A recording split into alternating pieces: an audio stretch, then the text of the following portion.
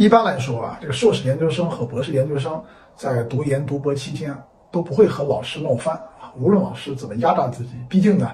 自己需要在老师名下拿到毕业证和学位证。但如果老师压榨太狠、太过分的话，学生也会反抗。那一两个反抗也就算了，如果所有的硕士博士都联名举报自己的导师，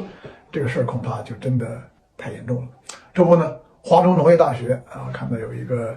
这么一个新闻啊，这个是大概看一下华中农业大学啊动医学院的一个实验室啊，这个硕士博士呢多人都摁了手印，而且做了长达125页的举报信，有10多名硕士博士都进行了举报。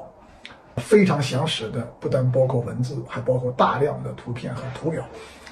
举报内容呢，包括自己的导师在所发表的文章当中出现一术多用、数据编造、数据随意篡改等现象。这个老师呢，除了学术造假以外，还压榨学生，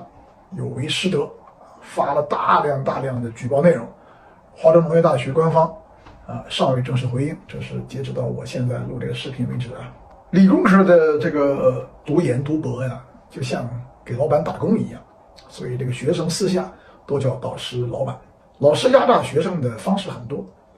比如说你如果表现得好，就不让你毕业，因为你毕业了谁给我免费干活啊？表现不好，当然就更不让你毕业了。你要跟我反抗，我就压着你，包括不让你发表文章，不让你发表文章，你就达不到毕业的硬件，或者说你发表文章，我把你的名，把你自己写的文章挂我的名，把你的名完全都抹掉。还出现过这种情况，让自己学生数据造假，明示暗示自己的学生数据造假。当一个理工科的博导自己名下有博士后、有师资讲师、有博士生、硕士生的团队的时候，这完全是一个公司化的运作。很多博士生导师在外面都开公司，这个劳动力是廉价的，甚至可以说是无偿的。你在我的手下干几年，3年4年，拿毕业证你就走了，铁打的营盘流水的兵，只要我的项目还在，你就给我免费干活。干活之后剥夺压榨学生的学术成果，用了免费的劳动力，自己享受着教授的甚至结清长江院士的名号和社会地位、社会资源，让学生干活，自己就是一个老板，起码是一个项目经理，自己的任务就是去外面拉资源，把项目搞过来，至于怎么完成，完全交给自己的学生。这就说明我们现在的学术市场它完全是就学术圈完全是市场化的，完全是功利化的，完全是这种非常势利的。这个导师就是咱们说这个华中农大这个太过分了。但凡差不多的，但凡不这么过分的，学生都不会往外说就算是你对我狠一点那我也不会怎么样。你让我毕业，差不多就行了。等我毕业之后，我大不了我不提你，大不了我不认你是我指导的老师。当然呢，中国的硕士博士，我说的是学术和自己的导师之间多少有很大的人身依附关系。我们都讲究师出名门，都以某某门为荣。当然，有的学生和老师闹掰了，毕业之后也从不看老师，从不在老师的微信群圈子里活动。那如果老师和学生之间可以互相实现资源的互换，当然是双赢多赢。但如果反目成仇，包括老师和女学生发生关系，最后无法兑现当初的所谓的承诺，最后闹掰了的，把老师举报，导致老师晚节不保，学术圈名誉扫地的事情也不少。所以说这个学术圈真挺乱的。但你看那个，如果是政府机关那我就搞钱，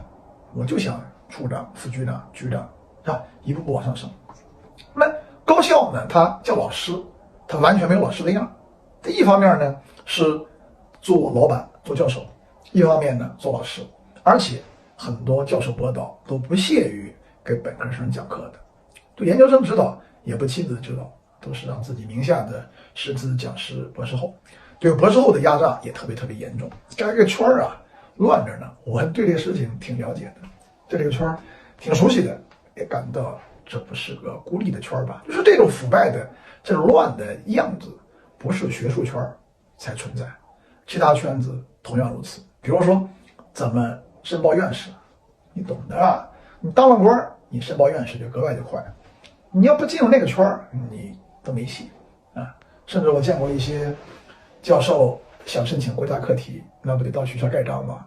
学校的主管领导直接就把人教授的申报材料拿过来，直接自己去申报。后来成果都公示了，结果教授发现我的成果成了校领导的，这种事情没有任何救济途径，法律是管不着的。所以这个咱们今天谈这个案子是纯粹的学术腐败，是利用自己手中的学术权力压榨学生，幸好还没涉及到金钱和性交易。当然这种腐败和金钱的腐败和性的贿赂，说实话大差不差，咱们就谈一下，有感而发。这种事情不是第一起，更不是最后一起。